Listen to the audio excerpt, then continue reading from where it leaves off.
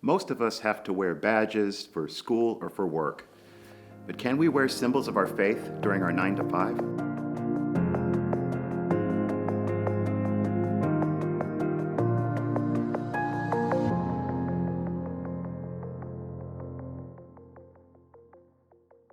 Hi, I'm Father Kevin Zubel, and I'm a Redemptorist missionary stationed in the Diocese of Baton Rouge.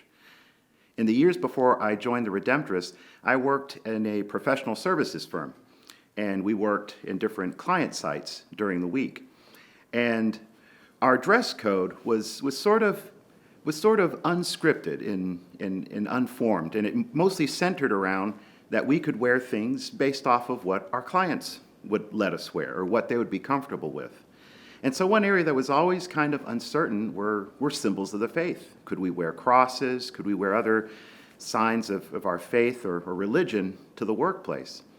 And I know that this is a conversation that is had in workplaces and in schools all around the country. That there's often debates that, the question of how can we be inclusive of people of other religions or no religion at all, while still respecting the rights of others to show signs of their faith. And I don't think anyone has come up with the perfect solution. But when it comes to symbols of the faith, it really is more than a question of crosses or scripture passages or other logos or graphics that we might wear that might give some sense to people of what we believe or who we are as people of faith. In fact, when we talk about symbols of the faith, one area where we hear this very often is during the RCIA process, when we start to welcome new people into the church.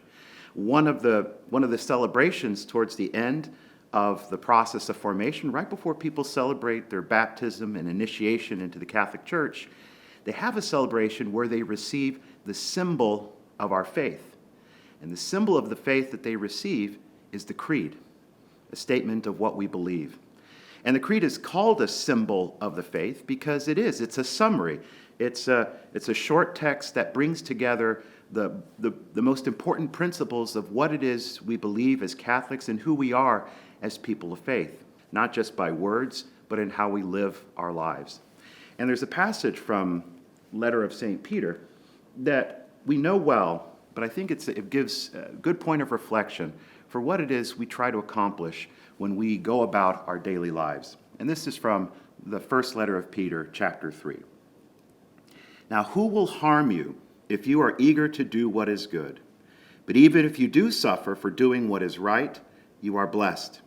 Do not fear what they fear, and do not be intimidated, but in your hearts sanctify Christ as Lord.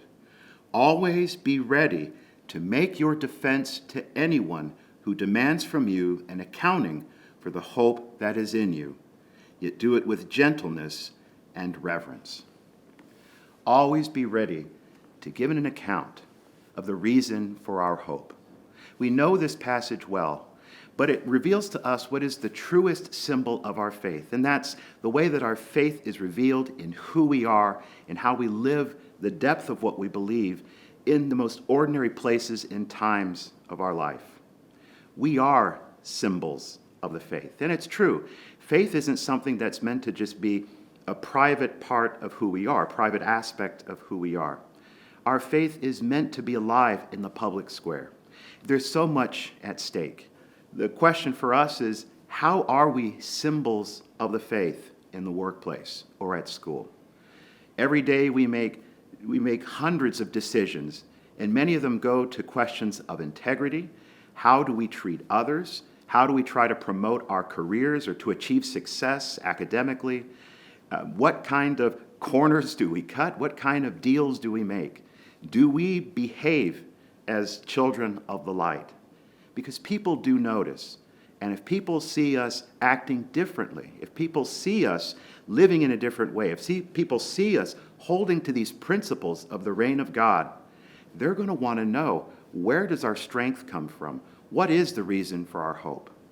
And what they will see in us is a symbol of the faith, a symbol of who Christ is in this world, a symbol of what his resurrection is able to accomplish through these hands, through our hearts, and through our voices.